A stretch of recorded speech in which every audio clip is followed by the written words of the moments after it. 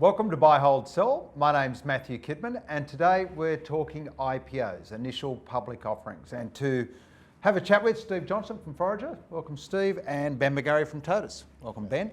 So IPOs are interesting because we've got a market that's down about 18% from April. Normally markets have to go up for IPOs to come out, but we've for some reason still got quite a lot on our plate at the moment.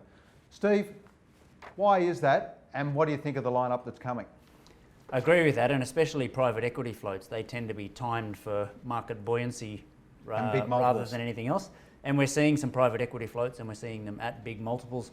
I think the market is actually, at the moment, there are parts of it performing very poorly and other parts that are holding up very well. And I think if you've got the right sort of business with some annuity revenue and the ability to pay out an income stream, you can still get that away in this market. And fund managers seem to be looking for something new rather than something old when they're trying to put their portfolios together. So the demand has been red hot, and it's actually been very hard to get any stock in some of these floats. Okay, Ben, we've had quite a few like Baby Bunting's coming up and Link and a few others, a few diagnostic ones. Anything that's taken your eye?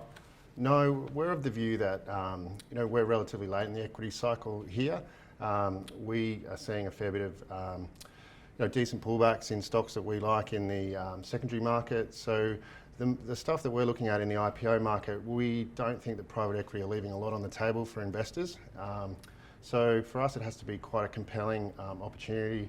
Why are they listing it? Is there a compelling reason for them to be in the listed market? Better the devil you know. Exactly. Okay. Steve, what about you? I get the feeling that there are a couple of IPOs out there that you think could be interesting and we could make some money out of. Look, there are a couple of businesses there where I like the business. I don't like the price they're being floated at, but they're going onto the list of I'd like to own this at one day. So if we get the usual private equity has dressed it up for a float, there's a slip up 12 months or 18 months down the track. Link is certainly on my list of stocks that I would like to own at the right price. I think they've got a very stable annuity-like business there and doing the administration for Australia's super funds. And even Baby Bunting, I can see that rollout working. I've got a friend who actually works in the Surrey Hills store.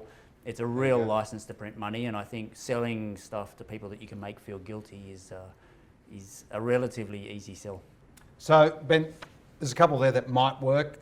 Is there any hint you give to people looking at these floats coming up in regards to what should we be careful of? Yeah, particularly with new businesses, I would look at, is this the type of business that's been listed successfully elsewhere in the world?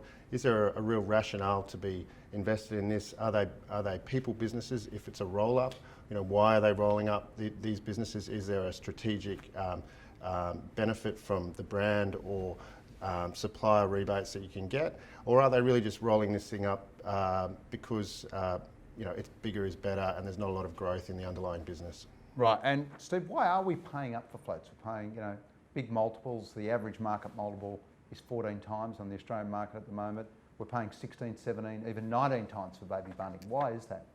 Well, I think they're listing businesses that are in a sweet spot. So the overall market PE is down because no one wants to own resources or mining services stocks. That's dragging the overall PE down. But I think these multiples are not dissimilar to some of the multiples we're seeing for the better quality markets, better quality businesses out there on the market.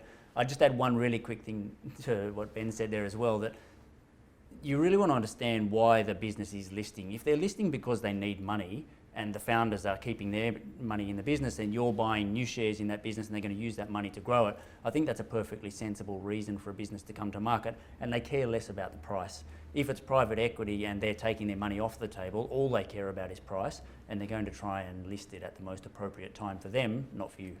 There you go. So IPOs, be very careful, be cautious, new businesses, but there might be a couple of opportunities there.